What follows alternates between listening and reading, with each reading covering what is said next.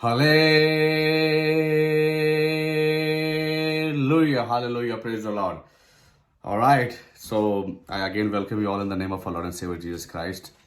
And I'm so happy and delighted that He has given this precious opportunity, this moment, so we all believers can come together one more time and spend some time in discerning His voice, try to learn something from the Word, and try to give our portion, give our portion towards Him. So our portion basically is our undivided attention. When we give our undivided attention, we receive His undivided attention. Amen. So that's what we're gonna do. And so as we were in the journey, right? As I have mentioned earlier, that we were in the journey together, and I'm thankful for your kind, your presence, your time, that you have given to me, to us, and through us. Basically, you have given this time to Him, to glorify His name, to spend time with Him. और मैं बहुत धन्यवाद देता हूँ, जैसे कि मैंने बताया कि हम लोग एक जर्नी में थे. हमने एक सीरीज स्टार्ट की थी आज से लगभग 10 हफ्ते पहले, मैं कह सकता हूँ. कुछ हफ्ते बीच में हम मिस किए थे हमने, लेकिन हमने आत्मा के फल जो थे, हमने जो 9 हैं, राइट? प्रेम, आनंद, शांति, धीरज, कृपा, भलाई, विश्वास, नम्रता और संयम. ये 9 आत्मा के फल थे जिन पर हमने जानने की कोशिश की थी, हमने मनन किया था. We meditated on these, on those the fruit of the spirit, one at a time. और लास्ट संडे हमने जो 9वां था, सेल्फ कंट्रोल, संयम पर हमने मनन किया था. और आज बेसिकली, अगर आपको याद हो, if you remember, when I have started this series, हमने जब इस सीरीज की शुरुआत की थी, तो मैंने कहा था कि एक और जो एक बहुत पावरफुल एक आत्मा का फल नहीं कहूँगा, लेकिन एक जो तोहफा है, we have received this gift, and this gift basically we haven't earned it. हमने इसको earn नहीं किया है. Without earning, without merit, we have received this grace, this gift, which is grace. Amen. So जो अनुग्रह है, हमने कहा था कि अनुग्रह के ऊपर भी हम बात करेंगे. और एक ऐसा एक विषय है जो कि हम सभी को पता है, हमने सभी ने इस पर मनन किया है और हम इसके सहभागी हैं. We are the participant, right? We are the receiver of grace. और grace basically it's a hope. ये हम सभी के लिए, खास तौर से उन इंसानों के लिए जिन तक प्रभु यीशु मसीह का वचन नहीं पहुंचा, जिन तक प्रभु यीशु मसीह का प्रेम नहीं पहुंचा है, और जो उसके प्रेम से उसकी क्षमा से वंचित है, जो कि पाप में जी रहे हैं, उनके लिए ये एक बहुत बड़ी उम्मीद है. एक जो कहते हैं ना, सूर्य की किरण, एक सूरज की जो किरण होती है, जो कि अंधेरे को चीर कर उजियारा लेके आती है, उसी रीति से एक पापी के जीवन में, जिसके जीवन में कोई उम्मीद नहीं है कि वो कैसे इस पाप की दलदल से, इस कीट से निकल सके, उसके लिए प्रभु यीशु मसीह का अनुग्रह एक बहुत बड़ी उम्मीद है, बहुत बड़ी आशा थी, जो कि मेरे जीवन में भी थी. हमने सबने पाप किया है और पिता की महिमा से वंचित रहे, लेकिन हम धन्यवाद देते हैं हमारे उद्धारकर्ता प्रभु यीशु मसीह का, उसके अनुग्रह का, राइट? वो अनुग्रह हमें मिला. अनुग्रह जो है, हम उस पर बात करेंगे और हम जानने की कोशिश करेंगे कि ये अनुग्रह, राइट, हमारे जीवनों में किस रीति से हमें मिला है, राइट? इसको हम कैसे बढ़ा सकते हैं, और हमें अनुग्रह की आवश्यकता क्यों है, राइट? और अनुग्रह हम किस रीति से अपने डेली बेसिस, जो हमारा जो दिन, हमारा रोजाना रोजमर्रा की जीवन है, उसमें हम प्रभु यीशु मसीह का अनुग्रह तो एक पहला अनुग्रह तो है कि ऑफ कोर्स हम अब उसके राज्य के, हम लोग अनुयायी हैं, हम उसके राज्य के, हम लोग, we are the part, we are the now part, we are the family now. लेकिन in order to receive everyday grace, वो कैसे होगा, उसके लिए क्या हमें हम ऐसा क्या अपने जीवन से करें कि हम उसके उस अनुग्रह को, right, daily grace we can able to receive, right? उसके बारे में हम लोग बात करेंगे. आज का जो मैंने ये जो वचन है, ये मैंने 3 हिस्सों में बांटा हुआ है. ऑफ कोर्स पहला है what, right? What is grace, in order to थोड़ा और इसमें जानने की कोशिश करें. Then why we need a grace, right? Why we need it, right? And then the third is how this grace works in our lives. पहला जो portion अगर हम जानने की कोशिश करें, what is grace? मैंने मरियम वेबस्टर हैं, उनकी एक मैंने जो उन्होंने इसका एक डेफिनेशन बताई है, और definition it's unmerited divine assistance. एक दिव्य जो एक असिस्टेंस है, राइट, जो एक सहायता है, राइट, एक जो दिव्य सहायता है जो कि बिना अनमेरिटेड, जिसके लिए आपने कुछ परिश्रम नहीं किया, जिसके लिए आपने कुछ किया नहीं, राइट, जैसे कि हम जानते हैं इफिसियो 2:8-9 वही बात करते हैं। So for what? So unmerited divine assistance given to humans from their regeneration, for their regeneration का मतलब है सुधार या पुनर्जन्म, something being like renewed, right, और sanctification. So ये डेफिनेशन साफ साफ बताती है कि ये एक असिस्टेंस मिली है unmerited from God to humans, so we can क्या कर सके हम लोग, we can regeneration, like regenerate, और वी कैन बी सेंटिफाइड, शुद्धिकरण, पवित्रीकरण हमारा हो सके। ये अनुग्रह जो है वो ऐसे कार्य करता है, उसकी डेफिनेशन है। और एक और भी लिखा हुआ है, a virtue coming from God, ये परमेश्वर के द्वारा जो है एक वर्च्यू जो हमें मिलता है, राइट। सो एंड ग्रेस, अगर हम देखें, grace is God, right, grace is God choosing to bless us rather curses of our sin deserves, right. जो हमारे पाप थे वो डिजर्व करते थे मृत्यु, लाइक एक श्राप, लेकिन श्राप के बजाय प्रभु यीशु मसीह ने, परमेश्वर ने हमें क्या है, आशीष दी। अगर हम देखें, अगर मैं आपसे बात करूं, आपको पता है कि पहली दफा अनुग्रह की बात कहां पर, अनुग्रह कहां पर परमेश्वर ने प्रदर्शित किया है? अगर हम देखें, आपको मैं पुरानी और हम आज निर्गमन पर हैं, मैं आपको उत्पत्ति में ले जाना चाहूंगा। सो उत्पत्ति 3 उसकी 21वीं आयत में आप पढ़ें तो वहां पर क्या हुआ है, वहां पर जो है, क्योंकि हम जानते हैं कि पाप की मजदूरी मृत्यु है। हम जानते हैं कि किस रीति से जब शैतान था, आपको पता है कि जो इब्लीस है, शैतान, डेविल, ये कौन था? ये एक आराधक था। ये जो होता है ना, जैसे कि हमारी क्वायर होती है जो कि सिंगिंग करती, जो प्रेज करती है, तो उस प्रेज का लीडर था। अगर बिब्लिकली आप देखें तो ये जो प्रेज जो टीम थी, स्वर्गदूतों की जो टोली थी, जो कि परमेश्वर की महिमा के लिए उपासना करते थे, तो ये उसका लीडर था। और ये रोजाना जो है परमेश्वर की उपासना करते थे। लेकिन क्या है, वो एक आता है ना, प्राइड आया, प्राइड से डिसओबीडियंस आई, और कहा कि मैं क्यों परमेश्वर, मैं खुद इतना इतना अच्छा हूं, इतना सब कुछ मेरे पास है, मैं क्यों परमेश्वर की मैं उपासना करूं? और फिर शैतान ने क्या किया, 1/3 अपने दूतों को लेके वो क्या अपने साथ चला गया और गिरा दिया गया वहां से। he was like gone out. So disobedience. So हम देखते हैं कि जब आदम और हव्वा ने, when Adam and Eve disobey God, then what happened? Because पाप की मजदूरी मृत्यु है। पाप, परमेश्वर और पाप जो है एक तरीके से, परमेश्वर क्या है, सूर्य की रोशनी, और पाप क्या, अंधकार, एक साथ नहीं हो सकते हैं, एक साथ एक उस पर प्लेटफॉर्म पर नहीं हो सकते हैं। तो पाप परमेश्वर के लिए सदैव, पाप का जो नजरिया है पाप के लिए, परमेश्वर क्या, वो सेम है। और हम जानते हैं, इसलिए प्रभु यीशु मसीह जब सलीब पे थे तब उन्होंने क्या कहा, एली एली लामा शबक्तनी, हे मेरे परमेश्वर, हे मेरे परमेश्वर, तूने मुझे क्यों छोड़ दिया? क्योंकि पाप था वहां पर, प्रभु यीशु मसीह पे पाप का पूरा बोझ लदा हुआ था। तो उस समय परमेश्वर ने अलगाव किया, क्योंकि that's what God is, he is Holi, he is Holi Holi Holi, is Holi God. And पाप की हमेशा पाप और परमेश्वर का जो है अलगाव है। जब आदम और हव्वा ने पाप किया तो हम देखते हैं कि 21वीं आयत को अगर हम पढ़ें तो वहां पर क्या है, वहां पर एक पहली दफा एक बलि चढ़ी गई है, लहू बहाया गया है। आप कहेंगे लहू कैसे बहा है? वहां तो बताया नहीं है लहू बहा है।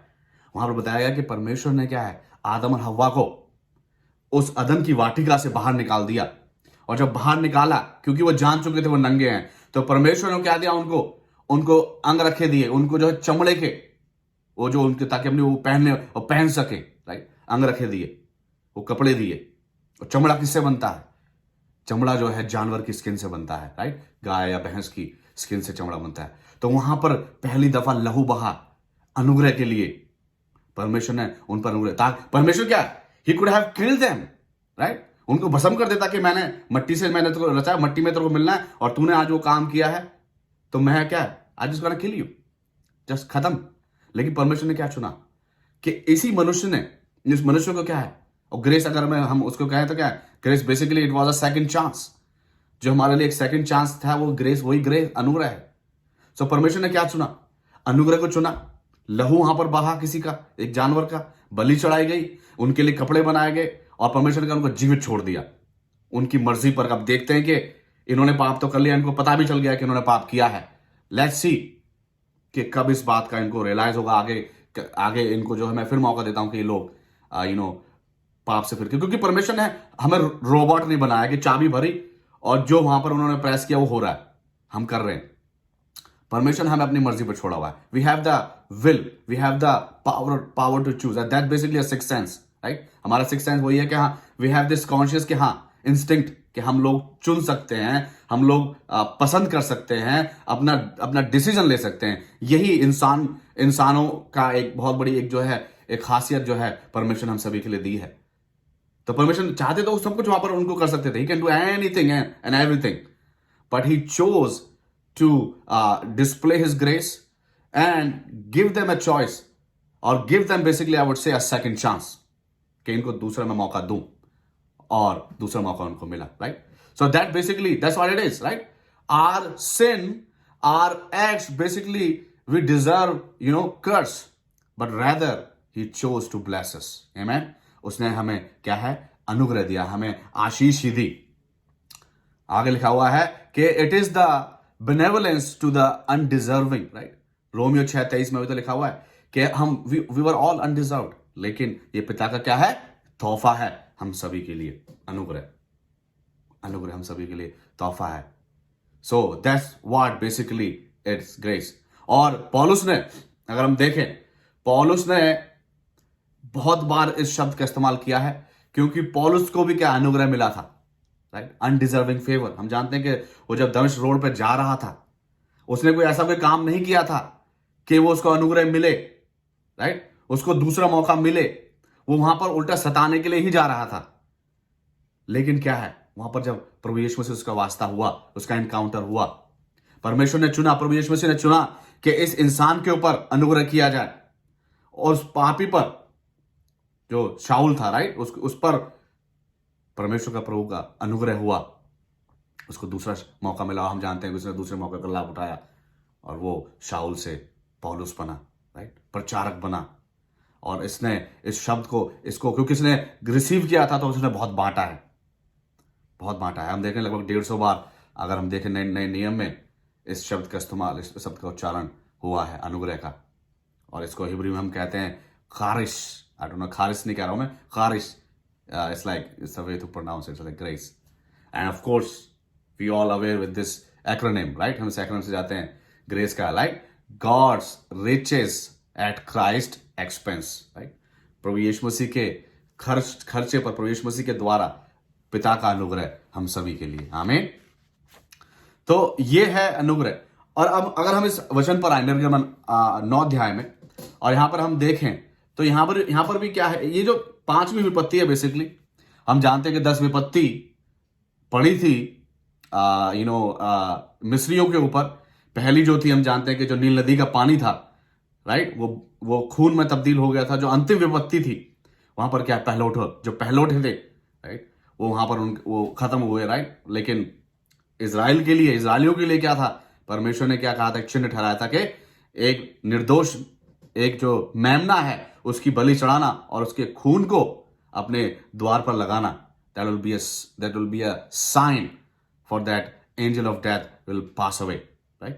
They're gonna pass your door, so that's why we call it Passover, right? So ये 10 विपत्ति हैं, और एक 5वीं जो विपत्ति है, ये अपना में बहुत बड़ी एक खासियत है यहां पर इस विपत्ति की। जैसे कि हमने वचन में पढ़ा भी है कि ये विपत्ति जो है, ऑफ कोर्स अनुग्रह की बात कहती है। और ये विपत्ति जो है, बेसिकली इस विपत्ति में अगर हम देखें तो प्रभु यीशु में परमेश्वर जो है, परमेश्वर का हृदय नजर आ रहा है इसमें। परमेश्वर जो है वो चाहते हैं कि समय और मिले, लाइक लोगों को मौका मिले, सेकंड चांस उनको मिले, सेकंड चांस के भी सेकंड चांस उनको मिलते रहे।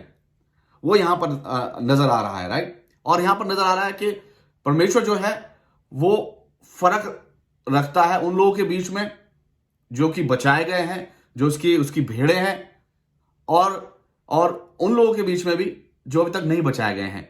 लेकिन वो जानता है कि उन सभी में पोटेंशियल है, राइट। और उस पोटेंशियल को, राइट, जो परमेश्वर का इस सोच है उन लोगों के लिए जो कि नहीं बचाए गए हैं, परमेश्वर का जो पोटेंशियल बेसिकली हमारे ऊपर है कि हम उनके बीच में उस अनुग्रह की चर्चा करें, उस अनुग्रह से उनको परिचित कराएं। तो ये पोटेंशियल हमारे थ्रू परमेश्वर रखता है, हम पे उम्मीद रखता है, हमसे क्या है वो एक्सपेक्ट करता है। सो यही यहां पर हम कुछ देख रहे हैं। तो इसी पर हम और बात करेंगे कि ये इस 5वीं विपत्ति में किस रीति से हम अनुग्रह को जान सकते हैं, किस रीति से पिता का जो परमेश्वर का हृदय है उससे और हम थोड़ा सा डीपली हम जानने की कोशिश करेंगे, राइट। सो पहला हमने पोर्शन देख लिया है कि पहला पोर्शन है कि what is grace. Now we gonna come to the second portion, the second question which is why, right. Why do we need God's grace. हम कह सकते हैं कि ठीक है, हमने राइट हम परमेश्वर को, प्रभु यीशु मसीह को हम जानते हैं, राइट। क्योंकि अगर हम देखें इस संसार में ऐसा कोई भी शख्स नहीं होगा जो कि प्रभु यीशु मसीह को नहीं जानता है, राइट। प्रभु यीशु मसीह के मोस्टली अगर हम एक मेजॉरिटी देखें at large, everybody knows about Jesus Christ and some people they think oh he's a very good person, right। बहुत अच्छा पर्सन कह लें आप, he was very एक पैगंबर थे, बहुत अच्छे पैगंबर थे और उन्होंने एक प्रेम का संदेश दिया। उस वे में देखते हैं लोग, वो जानते हैं। आप मूवीज में देख लो, खासतौर से हॉलीवुड की मूवीज में देख लो, they use this word right as a slang use करते हैं, as a curse word use करते हैं जीसस क्राइस्ट का, राइट। लेकिन everybody familiar with the name, right. और तो उसमें आता है कि राइट कि हमें जब नाम पता है, हम जानते हैं, तो अनुग्रह का पूरा प्रोसेस क्यों हो, हम क्यों उसको ग्रहण करें, राइट, क्यों हम वो करें। So why do we need grace, right. So to understand this, थोड़ा इसके रूट्स में जाएंगे। रूट्स हमें पता चलती हैं अगर हम लय व्यवस्था 17-11 पढ़ें। 17 के 11 में बेसिकली लिखा हुआ है कि जो अनुग्रह जो एक विधि थी, it was a Mosaic law given by God to the people of Israel, they have to shed the blood. Without shedding a blood, there is no atonement. There is no forgiveness, or there is no. It's like a peace offering, peace with God, in God with God. So इसलिए जो है खून बहाने की आवश्यकता थी। मैं आपके सामने पढ़ देता हूं, क्योंकि शरीर का प्राण लहू में रहता है और उसको मैंने तुम लोग को वेदी पर चढ़ाने के लिए दिया है कि तुम्हारे प्राणों के लिए प्रायश्चित किया जाए, क्योंकि प्राण के कारण लहू ही से प्रायश्चित होता है। सो लहू ही से प्रायश्चित होता था, जैसा कि आदम और हव्वा के लिए भी लहू बहाया गया था। एक जो जानवर की बलि चढ़ाई गई थी, उसके बाद जो है उनके लिए वस्त्र बने थे। तो लहू चाहिए in order to receive grace, in order to receive forgiveness and in order to receive peace with God. So ये उनकी विधि थी और ये आज भी वो फॉलो करते हैं। यहूदी जो लोग हैं उनकी आज भी यही प्रथा है। लेकिन हम जानते हैं कि हमारे लिए क्या है, प्रभु यीशु मसीह आए और उन्होंने क्या है, बेशकीमती लहू को बहा के हमें हमारे हर एक पापों से हमें नजात दे दी, राइट। सो और अगर हम इब्रानियों 9:22 में पढ़ें तो वहां पर लिखा हुआ है, और व्यवस्था के अनुसार प्राय सब वस्तुएं लहू द्वारा शुद्ध की जाती हैं और बिना लहू बहाए क्षमा नहीं होती है। तो क्षमा चाहिए, परमेश्वर के साथ शांति चाहिए, तो लहू बहाना होगा, right. So that's the basically a concept that we need. And अगर हम आगे जाएं, द सेकंड थिंग इज, जब हम नए नियम में आ जाते हैं, हजारों साल बीत चुके हैं, राइट। अब परमेश्वर ने क्या है, परमेश्वर ने कहा कि things are not going well. ये लोग क्या है, ये जानवर ले आते हैं, लहू चढ़ा देते हैं, and then it remains the same. अपना जो उनका व्यक्तित्व है, जो उनका एक मनुष्यत्व जो है उनका है, राइट, वो बरकरार रहता है, वो बदलते नहीं है, राइट। तो कुछ ऐसा कुछ करना चाहिए मुझे, क्योंकि इसलिए तो लिखा हुआ है, अगर हम पढ़ें इब्रानियों 10:4 एक्चुअली वहां पर लिखा हुआ है, क्योंकि अनहोना है कि बैलों और बकरों का लहू पापों को दूर करे। अब ये इस पोजीशन पे आ चुके थे कि अब अनहोना हो चुका था कि इनका जो पाप है वो बैल और बकरों के लहू से जो है वो क्षमा हो या शुद्ध हो। तो परमेश्वर ने फिर कहा कि अब मुझे I have to do something, अब मुझे कुछ अलग करना पड़ेगा, मुझे कुछ ऐसा इनको दिखाना पड़ेगा, इन मनुष्यों को एक एग्जाम्पल देके कि इस रीति से आपको जो है अपने जीवन को जीना है, और इस रीति से, क्योंकि ये मेरी एक्सपेक्टेशन है, this is my expectation from you guys, that you have to live a life purely sanctified, and on top of that, I'm gonna give my son, and by his blood, you will receive the grace. उसके लहू के द्वारा आप जो है क्या है, अनुग्रह को आप हासिल करने वाले हो गए. So that was the plan of God, because वो जो विधि थी वो सिर्फ विधि रह गई. It was just a ritual. They keep doing the ritual, but their hearts are still stubborn. Their hearts still hardened. उनके क्या हृदय हैं, वो एक तरीके से ऐसे हो गए थे कि वो बिल्कुल वो पत्थर के हृदय थे, पिघल नहीं रहे थे. वो सेम उसी रीति से बढ़ते जा रहे थे. तो परमेश्वर को father came up with this कि नहीं, I have to do something. Because कितने साल हो गए इनको मैंने इनके ऊपर जो इनके शत्रुओं को मैंने प्रबल होने दिया, राइट. उसके बाद फिर मैंने इनके ऊपर दया की, लेकिन फिर भी क्या है, फिर भी ये दया लाइक काइंड ऑफ वही उनकी सेम रीति जो है वो चल रही है. So that's we know that Jesus Christ. So that's basically the base why we need grace, right. We need blood to purify, to have peace, and that's basically it's a requirement. And then why we need grace, and the second portion of my this question, the second portion of the answer is, the first is forgiveness. वो जो एक दरवाजा था, जो एक पर्दा था, वो पर्दा हटा के हम अंदर आ सकें, परिवार में परमेश्वर के हम लोग शामिल होने वाले हो पाए. फॉरगिवनेस की जरूरत थी. हाल ही में मैंने एक वीडियो को किसी ने एक व्हाट्सएप ग्रुप में हमारे शेयर किया, और उस व्हाट्सएप ग्रुप में मैंने उस वीडियो को देखा. It's about their is one guy, एक इंसान है जो कि ही अमेरिका में है, और मिलोकी एक जगह है अमेरिका में, वहाँ पर वो पैदा हुआ, वहाँ पर रहा, और ही वॉज बेसिकली, उसका नाम है वहाँ पे, he was the Moloch monster, right. आप शायद से जानते हो, कुछ लोग हैं जो जानते हैं, क्योंकि इस इंसान अभी बहुत चर्चा में रहा है. His name is Jeffrey Dahmer, right? ये एक ऐसा इंसान था, he was like a monster, really he was a monster. इसने 17 लोगों को मौत के घाट उतार दिया, और the way he killed people is very shocking. You cannot imagine how a human can do to another human. एक जो मनुष्य दूसरे मनुष्य के साथ कैसे इतना घातक हो सकता है, कैसे इतना निर्दयी हो सकता है. ये अपने जो भी ये अपने लिए शिकार चुनता था. बेसिकली ही वॉज एक गे था, और उसका एक जो ब्रोकन फैमिली से था, राइट. एक ब्रोकन फैमिली से निकला था ये, और बहुत सारा ट्रॉमा, बहुत सारे एक जो चाइल्डहुड मेमोरीज थी ब्रोकननेस की, उसमें जिया है, रिजेक्शन को जिया, राइट. मैं इसके बारे में आप भी जान सकते हैं. अगर आप गूगल में टाइप करेंगे जेफरी डामर, तो आपके इसको पूरा निकल के आ जाएगा. तो ये था, राइट. उसके बाद क्या है, इसने शुरू किया, पहला जो बताता है, इसने अपना इंटरव्यू भी दिया था बाद में, कि जो पहला जो मेरा मर्डर था वो मैंने प्लान नहीं किया था, लेकिन मैं चाहता था कि लोग मेरे साथ रहें, क्योंकि इसकी जो माँ थी इसको छोड़ के चली गई थी. इसका जो पिता था वो हमेशा बिजी रहता था काम काज में, तो उसको समय नहीं मिला इसका. और ये इसका बाद में एक भाई था, उसकी माँ लेके चली गई थी, लेकिन ये अकेला ही रहा अपने पास, अपने उसमें. और उसका जो पिता था बेसिकली वो एक तरीके से वो जो चीर फाड़ करते हैं कुछ, वो जानवरों का ऐसा कुछ था, वो तो उसने सिखाया भी. तो कहने का मतलब है सारी चीजें हुई, और इस इंसान ने 17 लोगों को मारा. ये क्या करता था, लोगों को अपना ये जो गे क्लब वगैरह होते हैं उसमें जाता था, ड्रिंक करता था, और एक जन को किसी को ले आता था, उसको बोलता था मैं तुम्हारी फोटो खींचूंगा और मैं उसके तुम्हें पैसे दूंगा. वो उसके साथ आ जाते थे, और उनकी फिर ड्रिंक में क्या है, वो ड्रग मिलाता था, नशा कर.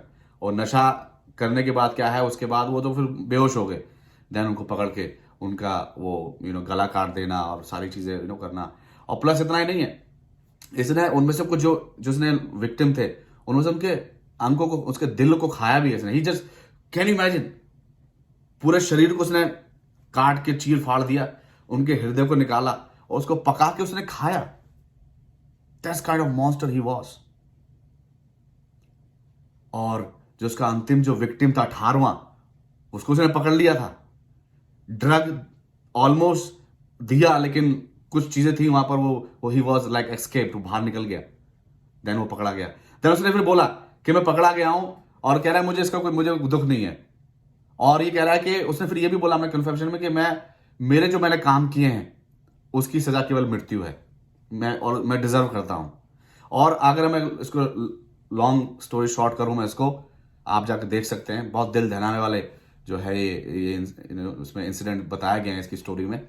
और उसने क्या बताया, लेकिन जब वो जेल में था तो जेल में बाइबल मिलती है, तो उसने बाइबल वहां पढ़ी, और बाइबल में बताया गया कि जो कोई प्रभु यीशु मसीह को ग्रहण करेगा और पापों से पश्चाताप करेगा, रिपेंटेंस, तो उसको उसके जितने भी उसने पाप किए हैं उससे उसको माफी मिल जाएगी। क्योंकि हम देखें, अगर हम याशा नबी 1:18 को पढ़ें तो वहां पर क्या लिखा हुआ है, तुम्हारे पाप चाहे लाल रंग के हों, राइट, तो भी वे हिम के समान उजले हो जाएंगे, और चाहे अर्गवानी रंग के हों तो भी वे ऊन के समान श्वेत हो जाएंगे, राइट। तो लिखा हुआ है, though your sins are like scarlet they shall be as white as snow, though they are red like crimson they shall become like wool, like, so वो हो जाएंगे। तो दैट्स द फॉरगिवनेस। और उसके बाद क्या है, उसने एक पास्टर को बुलाया और पास्टर से उसने बात की।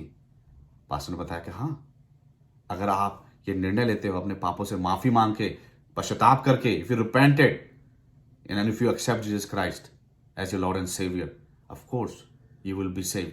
तो किसी ने उस व्हाट्सएप ग्रुप में वीडियो डालने के बाद एक क्वेश्चन पुटअप किया, ये डाला क्वेश्चन के, क्या ये इंसान को माफी मिल सकती है जिसने इतना कार्निवल, इतना जो है इतना कुछ किया, like he was a monster, right, उसने 17 लोगों को मार दिया, अपनी बहरहमी से मारा। उतना नहीं, उन लोगों के जो है वो जो अपनी जो लोगों की बॉडी कहाँ करता था डिकम्पोज, ये अपने घर में ही उसने एक बड़ा टब रखा हुआ था, उसमें क्या है, एसिड डाला हुआ था, तेजाबिक जो एसिड होता है वो डाला हुआ था, उसमें क्या वो गल जाती थी, उनकी बॉडियां गला देता था। और उनकी जैसे कि अपने सुविनर के लिए, अपनी याद के लिए क्या करता था, उनकी फोटो तो होती थी उसके पास, प्लस उनकी जैसे कि उनका जो स्कल है, जैसे कि ये है, उनका जो और भी कोई हड्डियां हैं उनको अपने पास रखता था।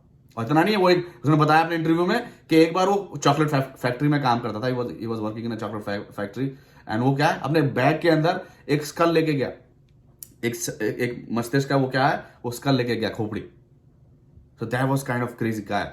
तो उसके लिए बताया गया क्या इसको क्या अनुग्रह मिलना चाहिए, क्या ये स्वर्ग में जाएगा? बहुत से लोगों ने बहुत सारे आंसर लिखे कि नहीं, ऐसा इंसान कैसे जा सकता है, इतना बेरहम, राइट, इतने जो मेंटली सिक इंसान जिसने इतना कुछ किया, कैसे जा सकता है? लेकिन जैसे मैंने आयत पढ़ी है, चाहे कैसे भी हो, अगर हमने प्रभु यीशु मसीह को ग्रहण किया, उसने बपतिस्मा भी लिया, वहां पर उसने बताया, वहां पर उसने he took baptism too in the prison. So वहां पर क्या है, यही तो अनुग्रह है, फॉरगिवनेस, माफी, right, we receive forgiveness of our sins, that's basically a permanent, like the blood of Jesus Christ is basically a permanent solution to have forgiveness, to be forgiven, right? अगर हम देखें इब्रानियों 13:12 में पढ़े तो क्या लिखा है, इसी कारण यीशु ने भी लोगों को अपने ही लहू के द्वारा पवित्र करने के लिए फाटक के बाहर दुख उठाया। फाटक के बाहर जब दुख उठाया तो फाटक खुला और हमारा एक्सेस है प्रभु यीशु मसीह के साथ, आमीन। And then the second thing basically we receive, why we need grace for, the second is we receive the love of Jesus Christ. So once we are forgiven, once we are repentant, then the love of Father is poured upon us, right? We receive the love. अगर हम कहें कि भाई चलो माफी है, माफी के बाद जो है प्रेम, तो प्रेम है ही, लेकिन हम देखें अगर एक फैमिली में अगर बच्चे हैं, अगर कह लें एक स्टेप है और एक रियल है, तो बेसिकली जो रियल है उसके साथ ज्यादा अफेक्शन होता है, स्टेप के साथ उतना अफेक्शन नहीं होता है तो घर में है, तो जो औदा है वो तो पुत्र और पुत्री का है, लेकिन जो एक हृदय है, वो हृदय से जो प्रेम है वो नहीं है, राइट। सो जस्ट समझने के लिए, राइट, मैं कह रहा हूं, तो क्या है, दैट मीन्स के वो है तो सही लेकिन प्रेम नहीं है। बिना प्रेम के क्या है, it's incomplete. So once we are forgiven, we are repentant, then we are, whether we are Jew or Gentile, but we are his son and daughter, and he has the same love. उसका जो प्रेम है वो सभी के लिए एक समान है, चाहे वो कोई एक बहुत बड़ा बिशप है, एक बहुत बड़ा पास्टर है, राइट, या एक कोई ऐसा एक पापी, एक जस्ट नॉर्मल है जिसने पाप से माफी मांग के प्रभु यीशु मसीह के साथ जोड़ा है। परमेश्वर का प्रेम में कोई दोगलापन नहीं, एक जैसा है। सो that's why we need, because we receive the love, प्रेम मिलता है। तीसरी चीज क्या है, its strength from God, right, through his grace, परमेश्वर के अनुग्रह के द्वारा हमें सामर्थ मिलती है। और इसीलिए क्या है, हम जानते हैं कि पौलुस लिखता है कि उसका अनुग्रह मेरे लिए काफी है, his grace is sufficient for me, so when I am weak then I am strong through his grace. उसके अनुग्रह के द्वारा क्या है, जब मैं कमजोर, मैं अपने आप को शारीरिक में समझता हूं, परिस्थितियों के द्वारा, शारीरिक परेशानियों के द्वारा, बीमारियों के द्वारा, और भी किसी मानसिक तनाव के द्वारा जब मैं कमजोर अपने आप को महसूस करता हूं, असहाय महसूस करता हूं, मुझे लगता है कि इनका सोल्यूशन मेरे पास नहीं है, तब क्या है, परमेश्वर का जो अनुग्रह है प्रभु यीशु मसीह द्वारा क्या हमारे जीवन पर जो है वो आता है, ठहरता है, और उस अनुग्रह के सामर्थ्य के द्वारा, उस अनुग्रह के वजन के द्वारा हम लोग सामर्थ्य अपने आप को महसूस करते हैं, और हम क्या है, we are more than just conqueror, right, conqueror कहते हैं, we are more than that, more than conqueror we are. So we receive strength. अगर हम पहला पत्रस 5:10 को पढ़ें, वहां पर क्या लिखा हुआ है, अब परमेश्वर जो सारे अनुग्रह का दाता है, जिसने तुम्हें मसीह में अपनी अनंत महिमा के लिए बुलाया, तुम्हारे थोड़ी देर तक दुख उठाने के बाद आप ही तुम्हें सिद्ध और स्थिर और बलवंत करेगा। सो सिद्ध, स्थिर और बलवंत। सो बलवंत करता है अपने अनुग्रह के द्वारा। उसके अनुग्रह से हमें सामर्थ्य मिलती है, वी रिसीव द स्ट्रेंथ, कि हम आगे बढ़ते चले जाते हैं। जो दुख, परेशानी, कठिनाइयां हैं, इस समय हमें सामर्थ्य मिलती है उनको सहने के लिए और उनसे बाहर निकलने के लिए, और वो केवल हमें परमेश्वर का अनुग्रह है, राइट, उसकी जो सामर्थ्य है अनुग्रह के द्वारा जो हमें मिलती है, उसके द्वारा होने वाला हो पाता है। So that's basically it is why we need grace, God's grace, because we need in order to purify, we need Jesus Christ, the blood of Jesus Christ, right? To follow the ritual, the right way, the ritual. Not animal's blood, but Jesus Christ, the Son of God, His blood. And then what we need? We need forgiveness. Through grace, we have forgiveness. We have a relationship with God again. And then through forgiveness, we have love. We receive the love of Christ, love of God, and then we have a strength from God. परमेश्वर के द्वारा हमें सामर्थ्य मिलती है। Now we'll jump to the how part. How does God's grace works, like in everyday life? अगर हम देखें in everyday life, how we experience God's mercy and grace in our lives. हम कैसे, चलो एक एट लार्ज हमें, अब हम क्या है, स्वर्ग के राज्य के वारिस हैं, लेकिन अब एक डिसीजन लेते ही तो हम स्वर्ग में नहीं पहुंच गए, राइट। हमारे साथ 10 साल की जिंदगी बची है, 1 साल की बची है, 1 दिन की बची है, या 100 साल की जिंदगी बची हुई है, अब आगे है। अब परमेश्वर की अनुग्रह, परमेश्वर का अनुग्रह है, राइट, वो हमें चाहिए, उसकी दया हमें चाहिए, क्योंकि संसार में कष्ट क्लेश हैं, परेशानियां, दिक्कत हैं, कमजोरी का जब हमारा जीवन में होता है कि हम कमजोरी फील करते हैं, हम बीमार भी पड़ते हैं, हमें खांसी भी होती है, राइट, तो हमें क्या है, we need his grace, his everyday grace, that's we gonna need, right. So that's why we need how we can able to receive his grace. अगर हम पढ़े इब्रानियों 4:16, वहां पर लिखा हुआ है कि इसलिए आओ हम अनुग्रह के सिंहासन के निकट या बांध कर चलें कि हम पर दया हो और वह अनुग्रह पाएं जो आवश्यकता के समय हमारी सहायता करे, आवश्यकता के समय हमारी सहायता करे। So we need that grace that will be helpful in the times of trouble, in the times of test. So that's we're gonna see. So basically, someone has written, like, किसी ने लिखा है कि God shows both mercy and grace, but they are not the same. वो एक समान नहीं है, right? Mercy withholds a punishment we deserve, right? जो दया है परमेश्वर की, वो क्या है, वो रोकती है, वो थामती है उस पनिशमेंट को, वो जो हमारे ऊपर जो ताड़ना हमें पड़नी थी, राइट, उसको रोकती है, God's mercy. And grace gives a blessing we don't deserve. So mercy withholds a punishment we deserve, grace gives a blessing we don't deserve, right. So ये है, एक पास्टर है, पास्टर जे पैट्रिक, उन्होंने लिखा हुआ है, God's grace justify us, right, God's grace sanctify us and God's grace empower us to service. मतलब कि सर्विस, परमेश्वर के लिए सेवकाई में इस्तेमाल होने के लिए क्या है, परमेश्वर का अनुग्रह। जब तक परमेश्वर का अनुग्रह हमें नहीं मिलेगा, हम अपने जीवनों को इस्तेमाल नहीं कर पाएंगे परमेश्वर की सेवकाई के लिए। We need his grace. पौलुस ने लिखा हुआ है, टू इसको क्लियर करने के लिए, पहला कुरिन्थियों 15:10 में अगर हम पढ़े तो लिखा हुआ है, पौलुस लिखता है, परंतु मैं जो कुछ भी हूं परमेश्वर के अनुग्रह से हूं, और उसका अनुग्रह जो मुझ पर हुआ वह व्यर्थ नहीं हुआ, परंतु मैंने उन सबसे बढ़कर परिश्रम भी किया। तो अभी ये मेरी ओर से नहीं, परंतु परमेश्वर के अनुग्रह से जो मुझ पर था। परिश्रम किया मतलब कि उसने अपने जीवन को इस्तेमाल किया वचन के लिए, उस अनुग्रह के द्वारा। So it's basically we receive, right, empowerment that able to strengthen us, or we're able to use ourselves to glorify His name, to proclaim the word, right? So that's about that. That's basically it is that. So that's one part. लेकिन अब अगर हम आए, now we gonna talk to this word, जो आज का वचन है, इन ऑर्डर टू सी के एवरीडे जो ग्रेस है, जो परमेश्वर का अनुग्रह है, जो हमारे प्रार्थनाओं के उत्तर हैं, वो हमें किस रीति से हमारे जीवन में मिले, राइट? क्योंकि अगर हम देखें निर्गमन में परमेश्वर के कानों में क्या पड़ा, परमेश्वर के कानों में इनका क्या है, कराहना, इनका चिल्लाना, इनका दुख परमेश्वर के कानों में पड़ा। और परमेश्वर ने फिर क्या किया, परमेश्वर को दया आई, और दया से पहले क्या लिखा हुआ है, शब्द लिखा हुआ है कि परमेश्वर को उसकी वाचा स्मरण आई, जो उसने वाचा अब्राहम, इसहाक और याकूब से की थी, जो बांधी थी, वो वाचा परमेश्वर को स्मरण आई जब लोगों का कराहना उसके कानों में पहुंचा। तब हम जानते हैं किस रीति से मूसा को तैयार किया गया, मूसा और हारून यहाँ पर पहुंचते हैं, और पूरा सिलसिला शुरू हुआ। सो ये क्या है, it's basically God's attention, right? और अगर हम देखें टू इसको अगर हम और थोड़ा जानने की कोशिश करें कि how we can able to receive the grace, everyday grace, right? हम कैसे किसी रीति से हम उसको हम पा सकते हैं।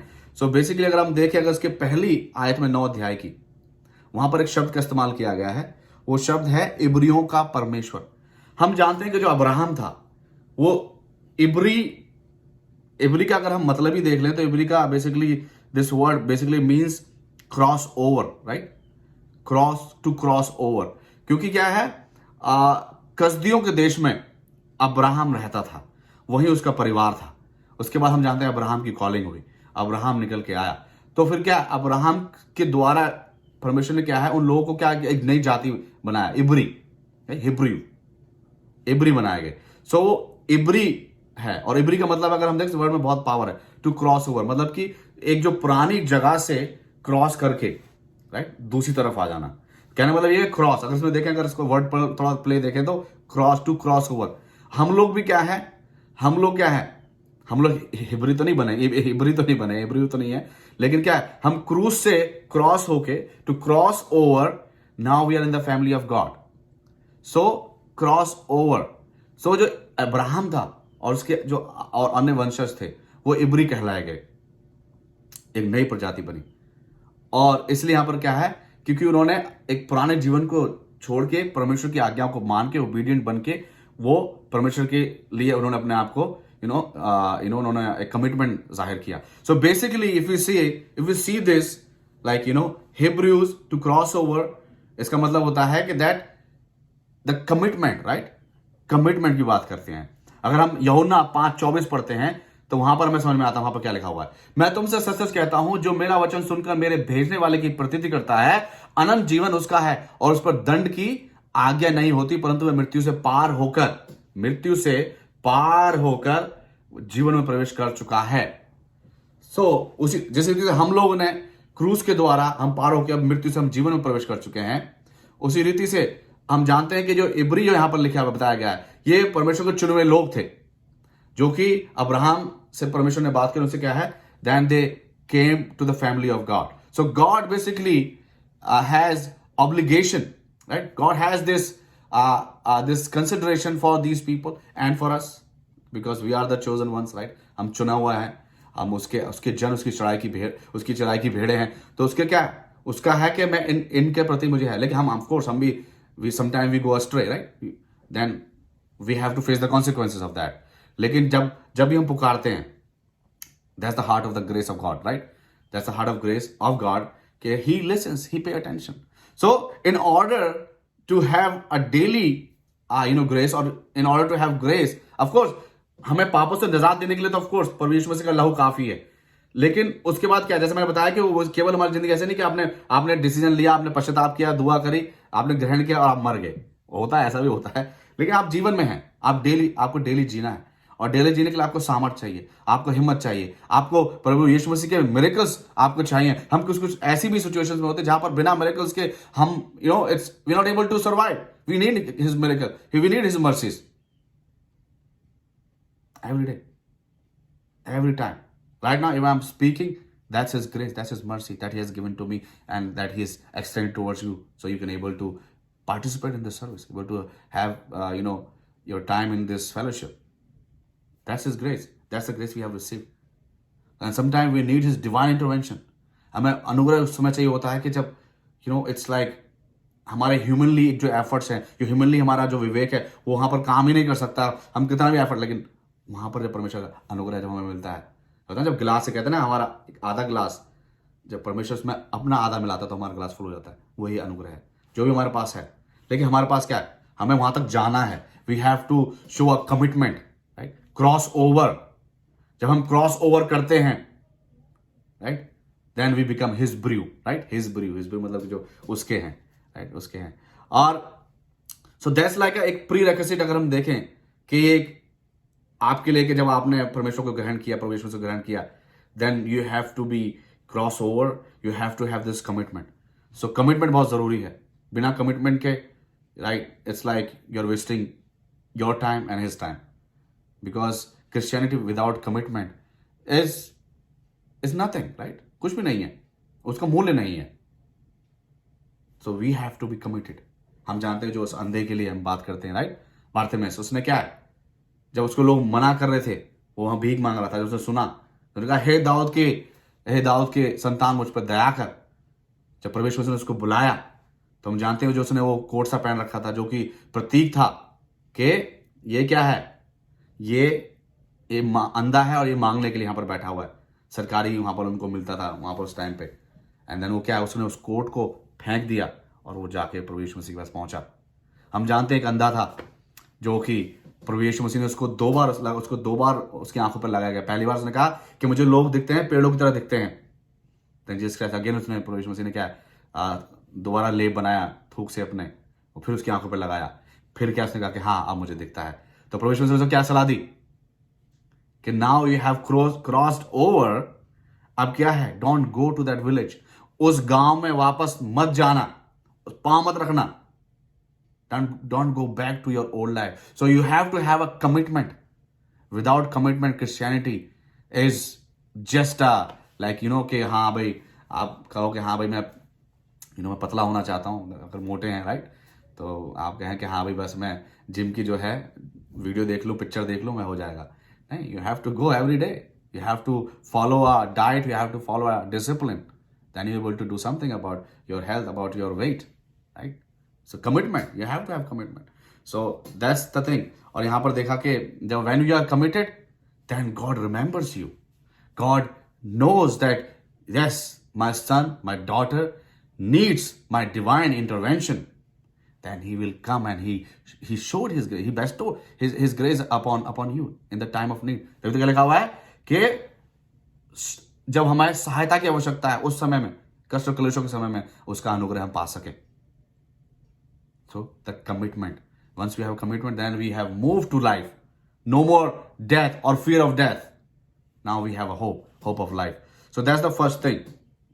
यहाँ पर लिखा हुआ है। अगर हम पहली आयत में और उसको आगे पढ़े तो क्या लिखा हुआ है कि मूसा से, अगर हम देखो अगर ये 10 विपत्ति हैं, और इन 10 विपत्ति में 12 बार इस शब्द का इस्तेमाल किया गया है परमेश्वर ने क्या कहा है? परमेश्वर ने इसलिए नहीं कहा कि मैं चलो मुझे इनके दुख का एहसास है कि ये लोग दुख सह रहे, तो इनको क्या है, मैं यहां से निकाल के इनकी बदवाई से मैं जो है इनको अपने किसी में कोई बिल्डिंग का प्रोजेक्ट मैं शुरू कर देता हूं, वहां पर उनको मैं इस्तेमाल करूं, या खेत बाड़ी में इनको इस्तेमाल करूं, राइट। वो तो as a human we they have to do something about that, but God said okay, I want them to be free, right, from the hand of this pharaoh और this Egyptian to worship me, right. क्या लिखा हुआ है वहां पर? लिखा हुआ है, अगर पहली बात पढ़े, इस प्रकार कहता है, मेरी प्रजा के लोगों को जाने दे कि वो क्या है, मेरी उपासना करें। और ये उपासना करें, राइट, ये जो शब्द है ग्लोरिफिकेशन, इन 10 विपत्ति में 12 बार आया है। 12 बार परमेश्वर ने कहा, मूसा के द्वारा कहलवाया कि कहे फिरौन से कि ये लोग यहां से निकल के मेरे लिए काम ना करें, बल्कि मेरी उपासना करें, worship me.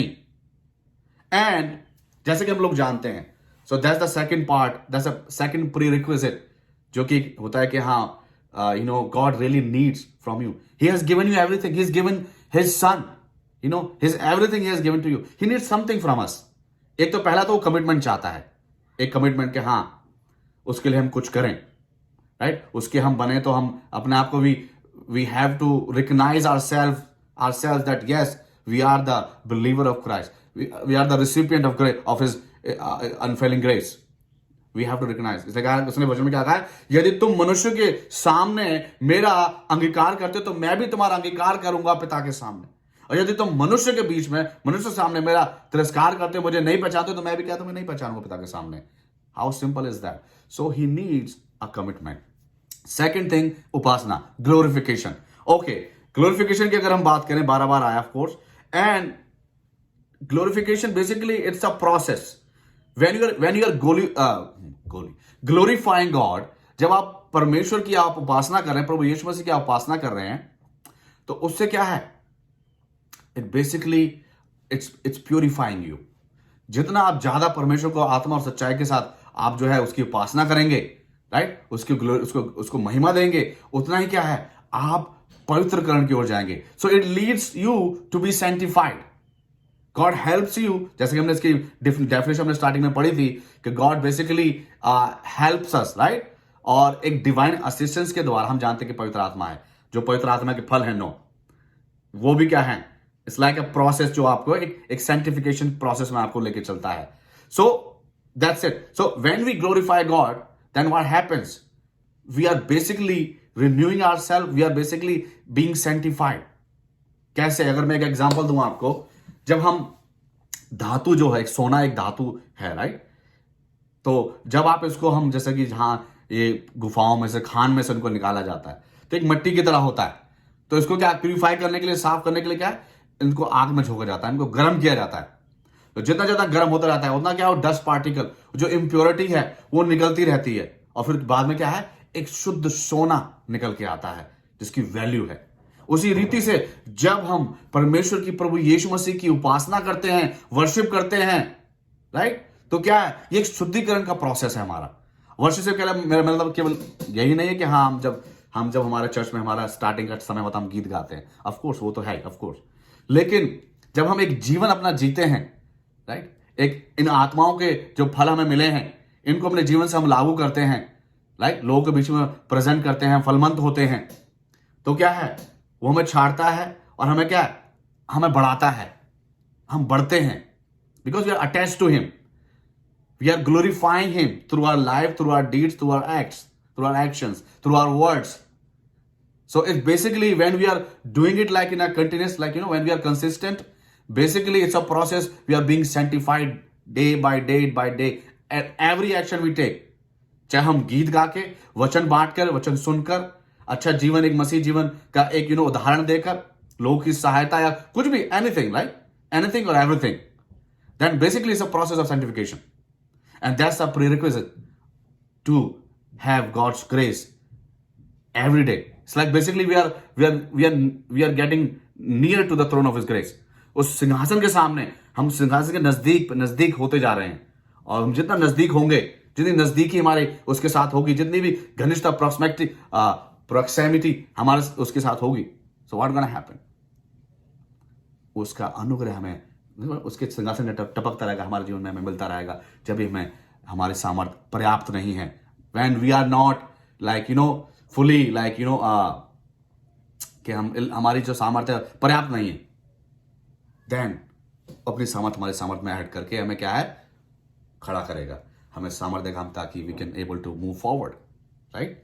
So that's two thing, right, जो कि यहां पर बताया गया. Now we gonna jump to the verse 4 and 5 and 6 जो यहां पर बताई गई हैं, जो हमने पढ़ी हैं. So now God's divine intervention, और we can say the fruit of the grace of God, जो परमेश्वर का जो अनुग्रह का निष्कर्ष है हमारे लिए, हमारे जीवनों में, वो कैसे, अब यहां पर देखते हैं. अगर हम पढ़ें तो यहां पर 4th आयत में लिखा हुआ है, परंतु यहोवा इजराइलियों के पशुओं में और मिस्रियों के पशुओं में एक ऐसा अंतर करेगा कि जो इजराइलियों के हैं उनमें से कोई भी ना मरेगा. अब यहां पर क्या है, ये विपत्ति बेसिकली क्या है, पशुओं के लिए है. तो जितने भी पशु हैं इजराइलियों के, मिस्रियों के, क्योंकि पशु जो थे उस समय, that's the biggest source of their उनकी इकोनॉमी के लिए हम कहें, क्योंकि वो पशु का इस्तेमाल किया जाता था सामान लाने ढोने में जाने में, राइट, उनका इस्तेमाल किया जाता था अपना डेयरी प्रोडक्ट्स के लिए, अपना मीट का इस्तेमाल होता था और बहुत सारी चीजें, ऊन वगैरह, कपड़ा, ये सब कुछ बहुत एक बड़ा सोर्स था उनकी इकोनॉमी का, इजिप्शियंस की। तो परमेश्वर ने क्या कहा कि भाई मैं इनको, अगर इन्हें सुन रहा है तो I gonna destroy all these animals. So वो यहां पर है। लेकिन अब यहां पर एक बात, चौथी आयत में क्या आ गया, we can find a distinction, एक फर्क है। परमेश्वर ने एक फर्क ठहरा दिया है मिस्रियों के जानवरों में और इजरायलियों के जानवरों में। इसी रीति से परमेश्वर और प्रभु यीशु मसीह हम में, लाइक जो मसीह है, जिन्होंने प्रभु यीशु मसीह को ग्रहण किया है, पश्चाताप करके अपनाया है, नए जीवन में हम आगे हैं, राइट। तो हमारे बीच में, और जो अब तक पाप में और पाप में ही बढ़ते जा रहे हैं और ढिठाई के पाप करते हैं, तो उनके लिए क्या है, उनमें परमेश्वर फर्क करता है, राइट। फर्क वहां पर परमेश्वर ने ठहराया हुआ है। और यहां पर अगर हम देखें, पढ़ें, अगर हम जानते हैं कि यूहन्ना 10:14 में लिखा हुआ है, अच्छा चरवाहा मैं हूं, मैं अपनी भेड़ों को जानता हूं और मेरी भेड़ें मुझको जानती हैं। सो वो जानता है, ही बेसिकली ही डिस्टिंक्ट, राइट, वो फर्क है उसका, क्योंकि हम उसके चुने हुए हैं। अगर हम पढ़ें व्यवस्था विवरण 7:6 में लिखा हुआ है, क्योंकि तुमने परमेश्वर यहोवा की पवित्र प्रजा है, यहोवा ने पृथ्वी और के सब देशों के लोगों में से तुझको चुन लिया है कि तू उसकी प्रजा और निर्धन ठहरे। सो ही नोज यू, हम उसकी चराई की भेड़ें, वो हमें जानता है, वो फर्क करता है, राइट, वो फर्क करता है। He has this distinction. और उसने क्या है कि अपना, he has put his mark, अपनी स्टैंप हमारे माथे पर उसने लगा रखी है, हमारे जीवन पर लगा रखी है। हम जानते हैं कि जब केन ने अपने भाई को मारा, उसकी पनिशमेंट जब हुई, तो फिर केन ने क्या दुहाई दी, परमेश्वर तो बहुत ज्यादा मेरे सहने से बाहर है, अगर कोई भी मुझे पाएगा, जिसको पता चलेगा कि मेरे भाई का मैंने मर्डर किया, तो क्या मुझे घात करेंगे मेरे। तो फिर क्या लिखा हुआ है, if we read Genesis chapter 4 and verse 15, the last portion of the verse, it says, then the Lord put a mark on Cain to warn anyone who might try to kill him. He put a mark, and we all have the mark, his mark. That mark says, these people are my people. I have bought these people with my son's blood. They are mine. वो मेरे हैं। तो हम देखते हैं यहाँ पर, that's what it is. God loves us and he knows his own. वो अपने लोगों को जानता है। So he has, like इसलिए यहाँ पर बताता है डिस्टिंक्शन, फर्क। और अगर हम पढ़ें आपका भजन संहिता 91 उसका 7वीं आयत में लिखा हुआ है कि तेरी दाहिनी ओर 1000, तेरी बाईं ओर 10,000 गिरेंगे, लेकिन तुझे छूना पाएगा। क्यों? क्योंकि तू उसका चुना हुआ है। धर्मी चाहे 7 बार गिरे तो भी वो उठ खड़ा होगा, क्योंकि परमेश्वर क्या है, उसका ढाल है, उसका छुड़ाने वाला है, उसको सामर्थ देने वाला है। तो परमेश्वर क्या फर्क रखता है आप और हम में, राइट। और ये फर्क हमें कैसे मिलता है, उसके अनुग्रह से। उसके अनुग्रह, जब हम उसके अनुग्रह के हम भागी हुए, तो ही क्या है, हम उसकी चराई की भेड़े हैं, हम उसके हैं, राइट। और वो हमें क्या है, सामर्थ देता है। और दूसरा क्या है, अगर हम पढ़ें 5वीं आयत में देखते हैं, गॉड्स टाइमिंग, राइट। 5वीं आयत में पढ़ें, फिर यहोवा ने ये कहकर एक समय ठहराया, राइट, मैं ये काम इस देश में कल करूंगा। हो सकता है कि आज हमारे जीवन में हम भी प्रतीक्षा में हैं, हम वेट कर रहे हैं। तो मैं आज आपको इस वचन से फिर मैं आपको दोबारा से मैं आपको रिमाइंड कराना चाहूंगा। I think it's a reminder for all of us, हम सभी के लिए, क्योंकि हम किसी ना किसी चीज का वेट कर रहे हैं। आप भी किसी ना किसी चीज का आज प्रतीक्षा कर रहे हैं, वेट कर रहे हैं। मैं भी किसी ना किसी चीज की वेट कर रहा हूँ, हम सभी किसी ना किसी चीज की वेट कर रहे हैं। तो यहां पर क्या लिखा हुआ है, it's God's timing, it speaks about the timing of God, right. अगर हम पढ़ें भजन संहिता 27 का 14, वहां पर क्या लिखा हुआ है, यहोवा की बाट जोता रहे, यहोवा की बाट जोता रहे, या बांध और तेरा हृदय दृढ़ रहे, हाँ यहोवा ही की बाट जोता रहे। So wait for the Lord, wait for the timing of God, because he has appointed a time for everything. बोने का समय, काटने का समय, रोने का समय, हंसने का समय, मरने का समय, जीवित होने का समय, राइट, रिजरेक्शन का भी समय, हर चीज का समय उसने निर्धारित किया हुआ हम सभी के लिए। So wait for his timing, we have to wait for God's timing. इसलिए यहां पर लिखा हुआ है कि उन्होंने एक समय ठहरा रखा, हर एक चीज का परमेश्वर ने समय ठहराया। आज आपकी अगर आपको प्रार्थना का उत्तर नहीं मिला, you are not able to receive the answer of your prayer, that means you have to wait a little bit more. The answer is on the way, is on the pipeline, it's just heading towards you, आप तक पहुंच रहा है। But wait, right, just wait. And then जो अगला यहाँ पर वो जो बताया गया है, जो छठी आयत बताती, क्या लिखा हुआ है, दूसरे दिन यहोवा ने ऐसा ही किया और मिस्रियों के तो सब पशु मर गए, परंतु इजरायलियों का एक भी पशु ना मरा। तो यहां पर देखते हैं कि जो परमेश्वर ने बोला, इस बात का अगर पूरा हम एक निचोड़ निकालें, आउटकम, जो परमेश्वर ने बोला परमेश्वर ने किया, और जो उसने फर्क ठहराया था अपने अपने लोगों में उस अनुग्रह के द्वारा, राइट, वो उसने उसको बरकरार रखा। ऐसा नहीं परमेश्वर ने बोल तो दिया लेकिन बाद में कुछ और ही हुआ। लेकिन हम जानते हैं कि परमेश्वर ने क्या है, उन लोगों के जानवरों को नहीं छुआ, उनको they have just let it go, let their animals go, let their animals live. But जो मिस्री थे उनके जानवरों में कोई सा नहीं बचा, right, that's the word says. So that he is a promise keeper, he is a promise keeper, वायदों को जो पूरा करने वाला है, राइट।